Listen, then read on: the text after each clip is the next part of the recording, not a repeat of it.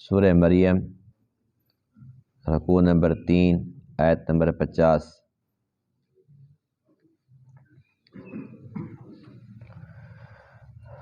اعوذ باللہ من الشیطان الرجیم، بسم اللہ الرحمن الرحیم۔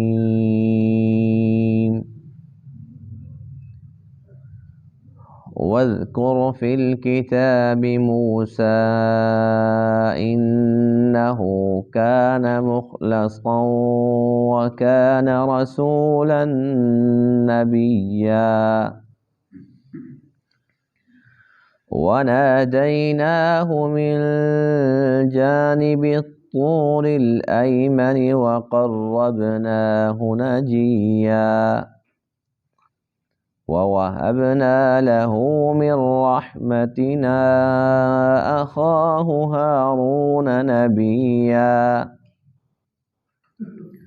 وَاذْكُرْ فِي الْكِتَابِ إِسْمَاعِيلَ إِنَّهُ كَانَ صَادِقَ الْوَعْدِ وَكَانَ رَسُولًا نَبِيًّا وَكَانَ يَأْمُرُ أَهْلَهُ بِالصَّلَاةِ وَالزَّكَاةِ وَكَانَ عِندَ رَبِّهِ مَرْضِيًّا وَاذْكُرْ فِي الْكِتَابِ إِدْرِيسَ إِنَّهُ كَانَ صِدِّيقًا نَبِيًّا وَرَفَعْنَاهُ مَكَانًا عَلِيًّا۔ صدق اللہ العظیم۔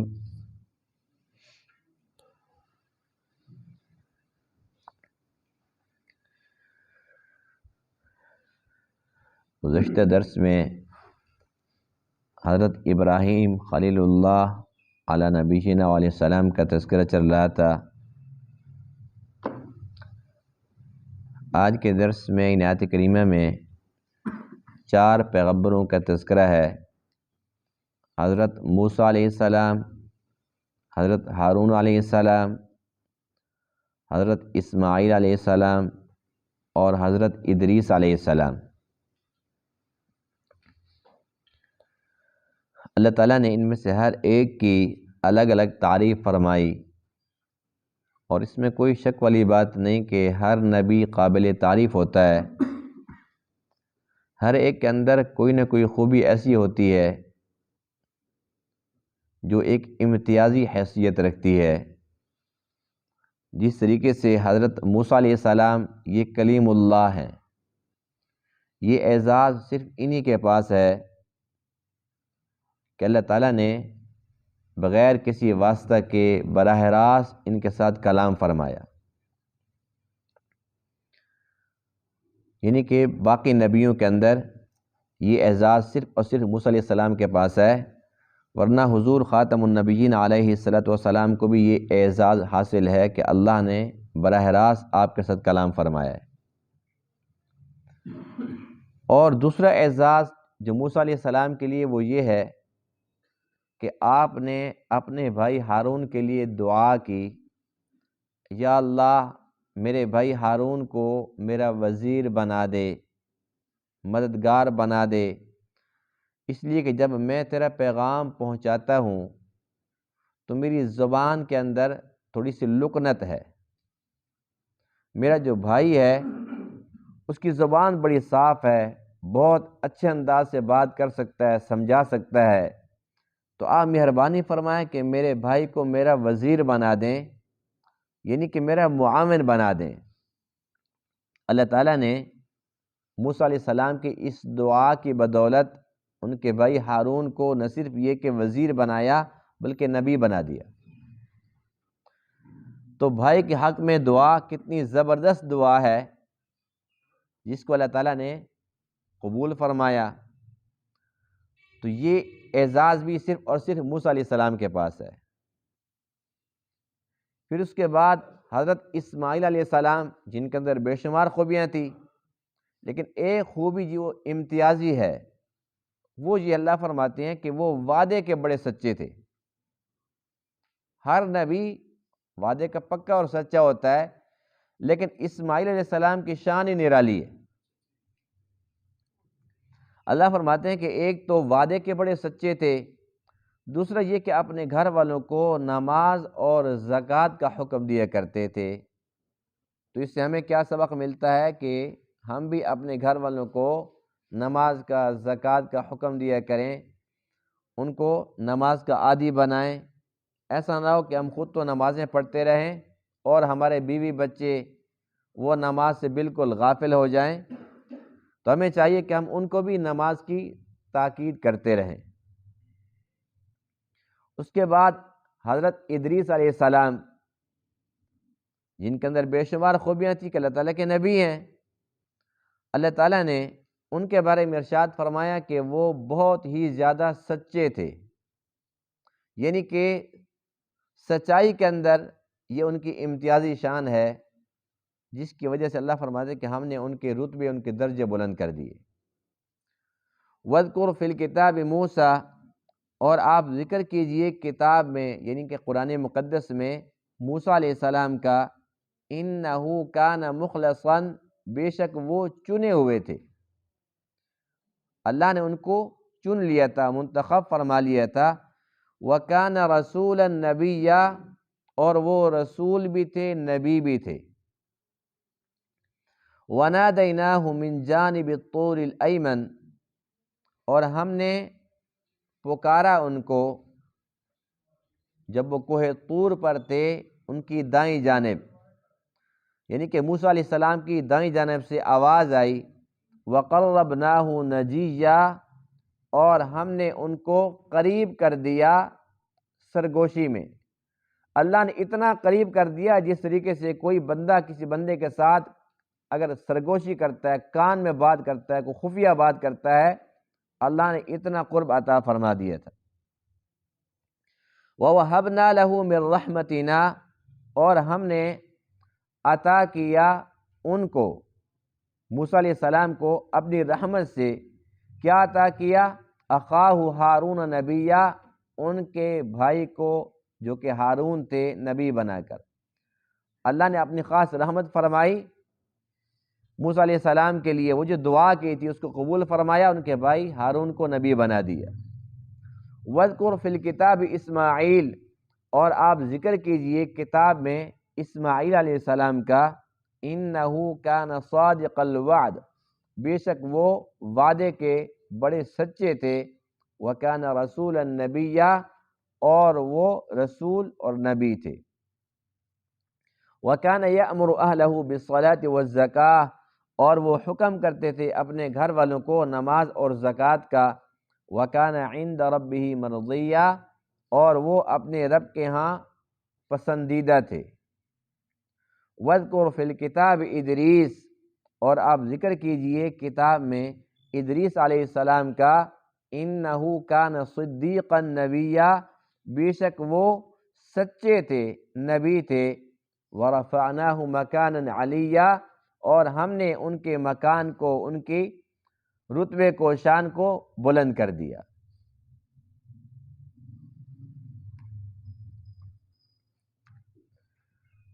حضرت موسیٰ علیہ السلام بنی اسرائیل کے پیغمبروں میں سے ایک نامی گرامی، اولو العزم، بڑی شان والے، مرتبے والے نبی ہیں۔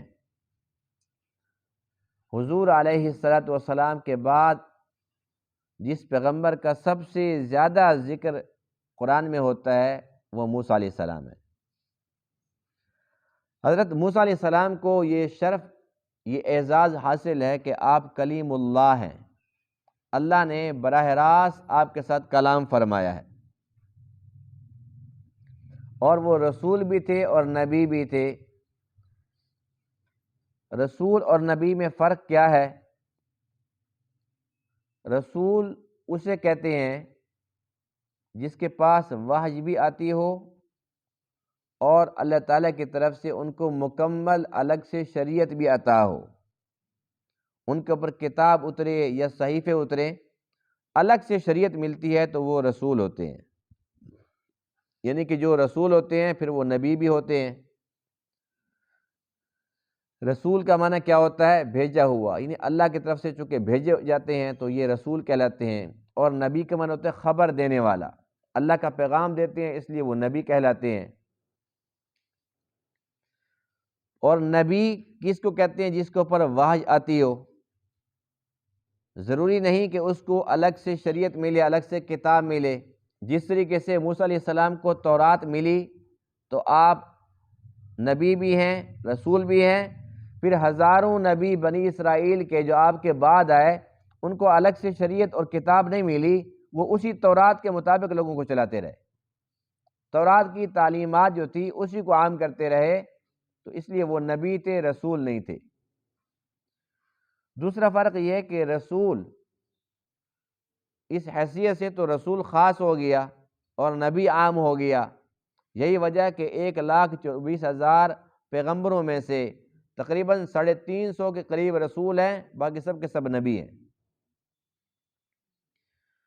دوسرا فرق یہ ہے کہ رسول وہ انسانوں میں سے بھی ہو سکتا ہے اور فرشتوں میں سے بھی ہو سکتا ہے۔ اللہ تعالیٰ فرماتے ہیں کہ ہم نے رسول بھیجا، وہ انسانوں میں سے بھی تھے اور فرشتوں میں سے بھی تھے، یعنی کہ فرشتوں کو بھی اللہ تعالیٰ نے رسول قاصد بنا کر بھیج دیا، لیکن جو نبی ہوتا ہے وہ صرف اور صرف انسانوں میں ہوتا ہے، تو اس حساب سے جو نبی ہے وہ خاص ہو گیا۔ بہرحال موسیٰ علیہ السلام رسول بھی تھے اور نبی بھی تھے، دونوں نسبتیں، دونوں خوبیاں آپ کو اللہ کی طرف سے عطا ہوئی۔ اللہ فرماتے ہیں کہ ہم نے ان کو طور پہاڑ کے اوپر جب وہ تھے تو ان کو ہم نے ندا دی، ہم نے ان کو آواز دی، وہ بھی دائیں جانب سے، جہاں پر اللہ نے آپ کو بلایا اور بلا کر آپ کو نبوت کا تاج پہنا دیا۔ اللہ تعالیٰ نے ان کے ساتھ کلام فرمایا تو یہ کلیم اللہ ٹھہرے، اور اللہ تعالیٰ نے ان کے ساتھ جب کلام فرمایا تو پھر باتیں کرتے کرتے اللہ کی محبت اور زیادہ بڑھنے لگی، تو آپ نے دیدار کی بھی تمنا کر لی۔ اگرچہ دیدار نہیں ہوا لیکن قرب کتنا عطا ہوا؟ اللہ فرماتے ہیں وَقَرَّبْنَاهُ نَجِيًّا، اتنا ہم نے ان کو اپنے قریب کر دیا جیسے کہ کوئی سرگوشی میں کرتا ہے۔ حدیث پاک میں ہے کہ اللہ تعالیٰ نے موسیٰ علیہ السلام کو اتنا قرب عطا فرمایا، اتنا اپنے پاس بلند کر دیا، حجابات، پردے ہٹا دیے، کہ اللہ کی جانب سے جو تقدیر کے قلم ہوتے ہیں ان قلموں کی آوازیں بھی آپ نے سنی۔ کیا شان ہے موسیٰ علیہ السلام کی! اللہ نے حجابات، پردے سارے ہٹا دیے، جو قلمیں چل رہی تھی تقدیر کی، قلموں کی آوازیں بھی آپ نے سنی ہیں۔ اور اللہ تعالیٰ کو ان سے کتنا پیار تھا، اتنا پیار تھا کہ صرف واحد موسیٰ علیہ السلام نبی ہیں جن کی دعا سے اللہ نے ان کے بھائی ہارون کو نبی بنا دیا۔ اور اللہ فرماتے ہیں کہ یہ صرف اور صرف آپ کی دعا ہے۔ لَقَدْ أُوتِيتَ سُؤْلَكَ يَا مُوسَىٰ، اے موسیٰ جو آپ نے مانگا آپ کو عطا کر دیا۔ یہی مانگا تھا کہ اللہ میرے بھائی کو میرا وزیر بنا دے۔ تو موسیٰ علیہ السلام بنی اسرائیل کے پیغمبروں میں سے بہت زیادہ شان والے، بہت رتبے والے، بڑے مرتبے والے پیغمبر گزرے ہیں۔ اللہ کریم نے ان کی بڑی تعریف فرمائی کہ وہ مخلص تھے، چنے ہوئے تھے، رسول بھی تھے، نبی بھی تھے۔ ہم نے ان کو پکارا، ہم نے ان کو آواز دی، ندا دی، جب وہ کوہ طور پر تھے، یعنی اللہ تعالیٰ نے ان کے ساتھ کلام فرمایا، پھر ان کو قرب عطا فرمایا، اور پھر ان کی دعا کی برکت سے اللہ تعالیٰ نے اپنی خاص رحمت فرمائی اور ان کے بھائی کو نبی بنا دیا۔ تو یہ ساری کی ساری تعریف کس کی ہے؟ موسیٰ علیہ السلام کی۔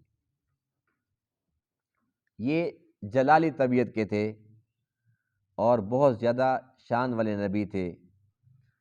دوسرے نمبر پر ہے موسیٰ علیہ السلام، پھر ہارون علیہ السلام، اس کے بعد ہے اسماعیل علیہ السلام کا تذکرہ۔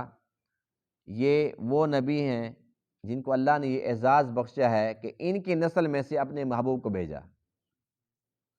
اور جتنے بھی عرب لوگ ہیں یہ سب کے سب حضرت اسماعیل علیہ السلام کے اولاد میں سے ہیں، اس لیے یہ فخر کیا کرتے تھے کہ ہم حضرت اسماعیل کے اولاد میں سے ہیں۔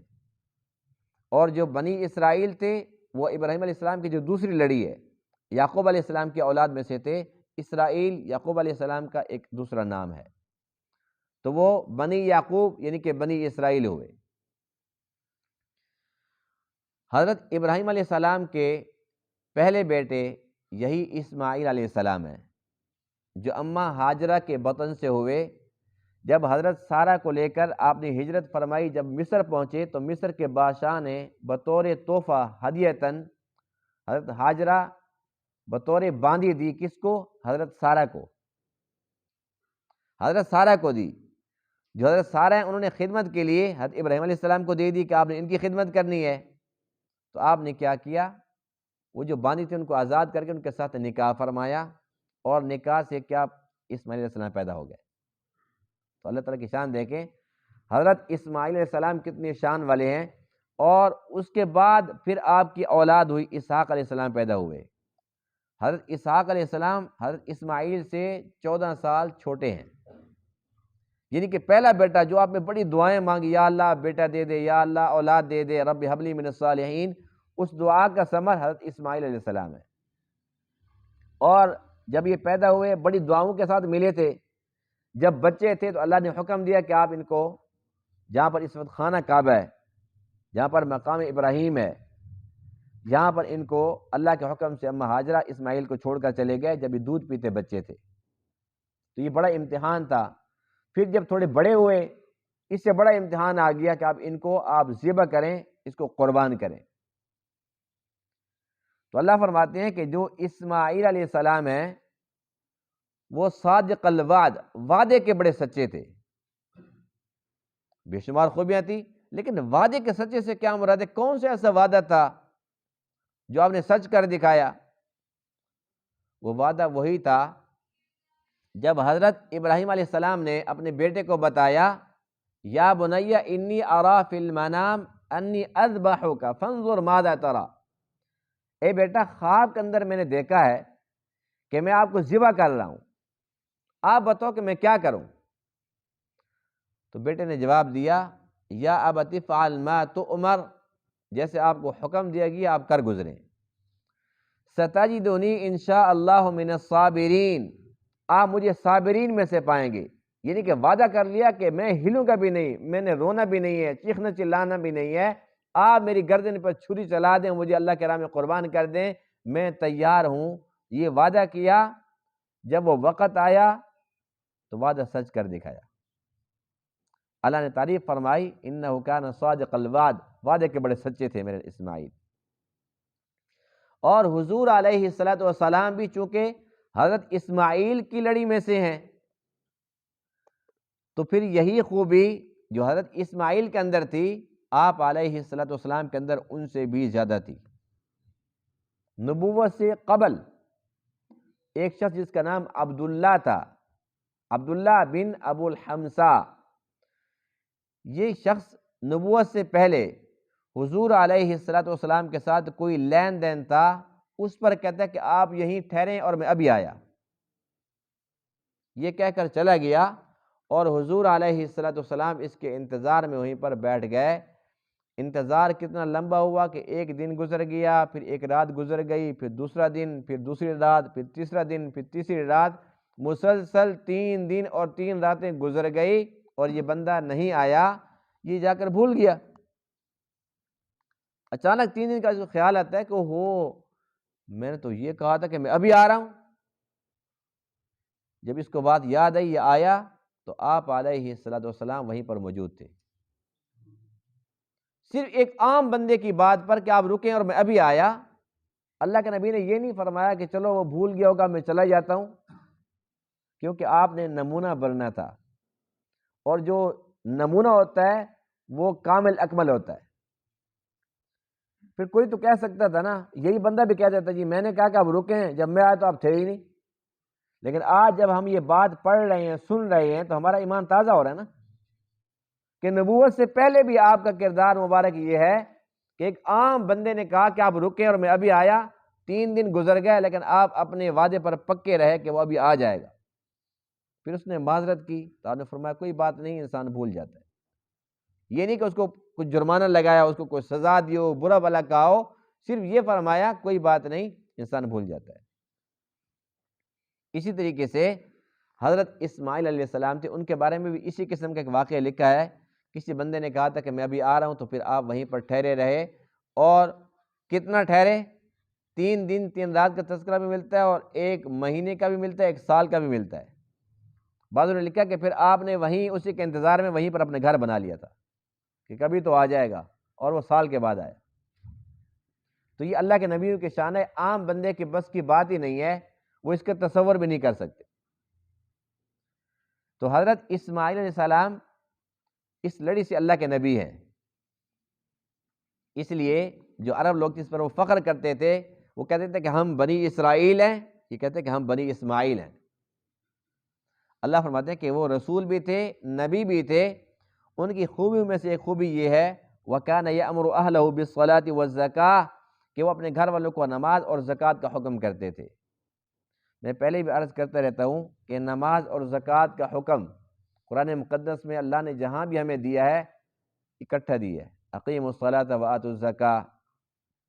وجہ یہ ہے کہ نماز اور زکوٰۃ دونوں چیزیں ایسی ہیں کہ نماز کا تعلق حقوق اللہ سے ہے اور زکوٰۃ کا حقوق العباد سے، یعنی اللہ نے ہر بندے کو خبردار فرمایا کہ کامیابی چاہتے ہو تو اللہ کے حقوق بھی پورے پورے ادا کرو، اور اللہ کی مخلوق کے حقوق بھی پورے پورے ادا کرو۔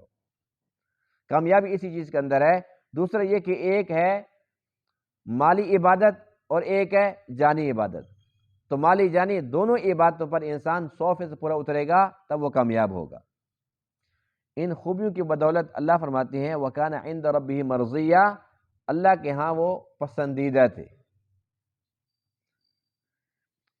اس کے بعد ہے حضرت ادریس علیہ السلام کا نمبر۔ ان کے بارے میں یہ اختلاف پایا جاتا ہے کہ حضرت ادریس علیہ السلام بنی اسرائیل میں سے ہیں یا ان سے پہلے کے ہیں۔ تو زیادہ تر روایات یہ ہیں کہ آپ بنی اسرائیل میں سے نہیں ہیں، اس سے پہلے کے نبی ہیں۔ اور حضرت ادریس علیہ السلام کے بارے میں اللہ فرماتے ہیں کہ وہ سچے تھے۔ سچے تو سارے نبی ہوتے ہیں، وہ سچے تھے، یعنی کہ یہ ان کی امتیازی صفت ہے کہ ہر لحاظ سے آپ سچ ہی بولتے تھے۔ تو اللہ فرماتے ہیں کہ وہ صدیق تھے اور نبی بھی تھے۔ یہ وہ نبی ہیں جنہوں نے بہت سارے ایسے کام کیے جس سے دنیا کو فائدہ ہوا اور اب تک ہو رہا ہے۔ یہ کیا کام کرتے تھے؟ یہ کپڑے سلائی کا کام کرتے تھے، اور یہ جو سوئی ہے یہ انہی کی ایجاد ہے۔ اگر سوئی نہ بنتی تو کپڑے سلتے؟ تو سوئی بنانے والے کون ہیں؟ حضرت ادریس علیہ السلام۔ اس لیے جتنے بھی لوگ، ٹھیک ہے اس دور کی سوئی کسی اور طریقے سے ہوگی، نقشہ یہی تھا، لیکن ایسی جدید ایسی نفیس نہیں تھی۔ اب ترقی کرتے کرتے یہ جہاں تک آ پہنچی ہے، لیکن ابتدا کس نے کی؟ حضرت ادریس علیہ السلام نے۔ تو وہ موجد ہے سوئی کے، جنہوں نے سوئی بنائی تو اس کے ساتھ پھر اپنے کپڑے بھی سلے کرتے تھے، اور آج تک سوئی کے ساتھ پھر وہ مشینیں بن گئی، پھر کپڑے سل رہے ہیں، جو کچھ بھی سل رہا ہے تو یہ انہی کا مرہون منت ہے۔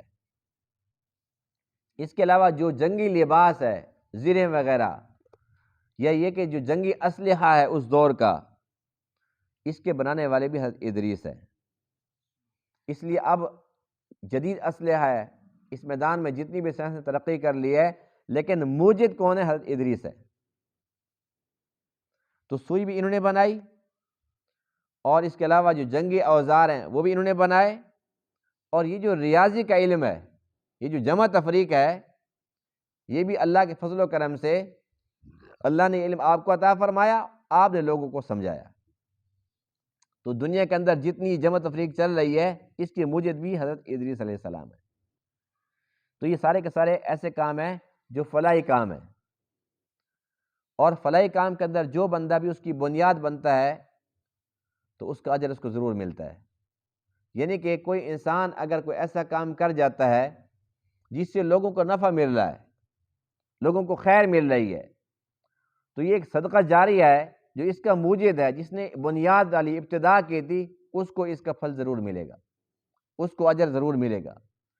اسی طریقے سے جو بندہ کوئی خدا نہ خواستہ کسی برائی کی بنیاد ڈال لیتا ہے، وہ مر بھی جائے، وہ برائی اگر چلتی رہتی ہے تو گناہ کا ایک حصہ اس کے کھاتے میں بھی جاتا رہتا ہے۔ جیسے کہ حدیث پاک میں ہے کہ آدم علیہ السلام کے جو دو بیٹے تھے قابیل اور حابیل، قابیل نے اپنے بھائی حابیل کو ناحق قتل کیا، روئے زمین پر پہلا ناحق قتل تھا۔ کس نے کیا؟ سگے بھائی نے بھائی کو کیا۔ تو حدیث پاک میں ہے کہ قیامت تک جتنے بھی ناحق قتل ہوتے رہیں گے ان قتل کرنے والوں کو بھی سزا ملے گی، عذاب ملے گا، اور اس عذاب کا ایک حصہ قابیل کے کھاتے کے اندر بھی جا رہا ہے۔ تو کتنی بڑی خسارے کی بات ہے کہ کتنے لوگ قتل کر رہے ہیں ناحق، اور قابیل کا بظاہر اس سے تعلق واسطہ بھی نہیں ہے، لیکن اللہ کے نبی فرماتے ہیں کہ ہے تو ناحق قتل، بنیاد اس نے رکھی تھی نا، وہ نہ کرتا اس کے کھاتے کے اندر گناہ نہ جاتا، اس نے بنیاد ڈالی، اس لیے جو بھی جہاں پر کوئی ناحق قتل کر رہے ہیں ایک حصہ اس کے کھاتے کے اندر بھی جا رہا ہے۔ اس لیے ہمیں چاہیے ایک تو ہم نیکیاں کریں، دوسرا یہ کہ ہم نیکیوں کی بنیاد بنیں، نیکیوں کا ذریعہ بنیں، یعنی کہ اگر ہم کل کو مر بھی جاتے ہیں تو ہماری قبر روشن رہے، اور جو ہم نے بنیاد ڈالی تھی نیکیاں چلتی رہیں گی، ان لوگوں کو بھی اس کا حصہ ملتا رہے گا، پورا پورا ایک حصہ ہمیں بھی ملتا رہے گا۔ اور اگر خدا نہ خواستہ ہم ایسا اچھا کام نہیں کر سکتے تو کم سے کم برا کام تو نہ کریں۔ اگر صدقہ جاریہ میں حصہ نہیں لے سکتے، کوئی نیک کام نہیں کر سکتے، اس کے بنیاد نہیں بن سکتے، تو برے کام کے بنیاد بھی نہ بنے۔ اگر خدا نہ خواستہ ہم نے کوئی ایسا برا کام کر لیا، یعنی کہ ہم نے بنیاد ڈالی کسی برائی کی، تو قابیل کی طرح اس برائی کا ایک حصہ ہمارے کھاتے کے اندر بھی جاتا رہے گا۔ اس لیے ہر ایک انسان کو ہر وقت ڈرتے رہنا چاہیے، خدا نہ خواستہ دیکھو ایک بندہ نیکی ہے برائی ہے جو انسان خود کرتا ہے تو وہ اسی کی ذات تک محدود ہے، اسی کی ذات تک ہے، بس کسی اور سے کوئی نفع کو نقصان نہیں ہے۔ لیکن اگر کوئی بندہ ایسا کام کرتا ہے جو بنیاد ڈال دیتا ہے کسی نیکی یا برائی کی، تو پھر یہ وہاں پر محدود نہیں ہے، اس کا دائرہ کار وسیع ہوتا چلا جاتا ہے اور بڑھتا چلا جاتا ہے۔ خوش نصیب وہ لوگ ہیں اللہ نے ان کو دین کا علم عطا فرمایا، انہوں نے آگے پڑھایا، ان کے شاگرد آگے پڑھا رہے ہیں، ان کے شاگرد آگے قیامت تک، یعنی کہ وہ بڑھ رہے ہیں، کم نہیں ہو رہے۔ ہے خوش نصیبی کہ نہیں ہے؟ جس نے مسجد بنا دی، لوگ آ کے نمازیں پڑھتے ہیں، وہاں پر سجدے کرتے ہیں، اب وہ تو مر گیا، لیکن وہ کہاں مرا؟ نہ میں اعمال جو کا تو کھلا ہوا الحمدللہ، جتنے لوگ بھی سجدے کرتے ہیں ان کو پورا پورا حصہ ملتا ہے۔ کس نے مدرسہ بنا لیا، کس نے کہیں پر نلکا لگوا دیا، کہیں کسی نے درخت لگوا دیا، چلو اس کے سائے کے نیچے لوگ آ کر بیٹھیں گے، آرام کریں گے، تو یہ نیکیاں ایسی ہیں جو صدقہ جاری ہیں۔ تو ہمیں کوشش کرنی چاہیے کہ ہم خود بھی نیکیاں کریں اور اپنی زندگی کے اندر کوئی نہ کوئی کام ایسا ضرور کر کے جائیں کہ ہمارے مرنے کے بعد بھی، ظاہر سی بات ہے کہ جو اولاد ہے جس کے لیے ہم اتنی تگ و دو کرتے ہیں، ان سے وفا کی امید نہیں ہے۔ اولاد تو انتظار کرتی ہے آج کل کہ بس کب ہمارے ماں باپ مریں گے اور سب کچھ ہمارے ہاتھ لگ جائے گا۔ تو کون کسی کو یاد کرتا ہے؟ 2 دن 4 دن کی کہانی ہے، اس کے بعد پھر اولاد بھول جاتی ہے، پھر اپنی دنیا داری کے اندر لگ جاتی ہے۔ اس لیے جس نے اللہ کے رضا کے لیے اپنے ہاتھ سے خود کام کر لیا، کوئی صدقہ جاریہ کے اندر حصہ ڈال لیا، تو اس نے اپنے ہاتھ سے چونکہ کر لیا، اس کی اولاد کی اس کے اندر کسی قسم کی کوئی کاوش نہیں ہے، نہ ان کا مرہون منت ہے، اپنے ہاتھ سے خود کر کے جا رہا ہے، تو یہ نفع ہی نفع ہے۔ کیونکہ اولاد بھول جاتی ہے، اولاد کی اولاد تو پہلے ہی بھول جائے گی، لیکن اللہ تعالیٰ نہیں بھولتے۔ اللہ تعالیٰ بہت رحیم کریم ہے، اگر کوئی انسان اس کی رضا کے لیے کوئی کام کرتا ہے، اللہ تعالیٰ اس کی قدر کرتے ہیں اور اس کو اتنا صلہ دیتے ہیں کہ انسان سوچ بھی نہیں سکتا۔ تو اس کے لیے کوشش کریں گے کہ نہیں کریں گے انشاءاللہ۔ اللہ تعالیٰ تمام باتوں کو سمجھنے عمل کرنے کی توفیق عطا فرمائے۔ وآخر دعوانا الحمدللہ رب العالمین۔